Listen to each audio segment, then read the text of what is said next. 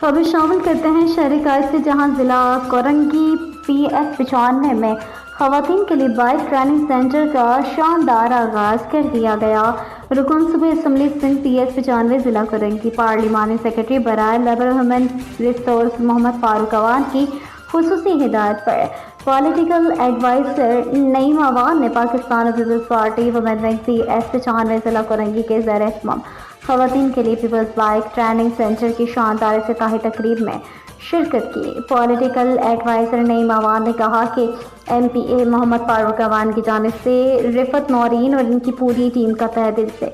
शुक्रिया अदा करता हूँ, जिन्होंने इस बामकसद और अहम प्रोग्राम का शानदार इनेकाद किया। अल्हम्दुलिल्लाह ज़िला कोरंगी में 7 PS में से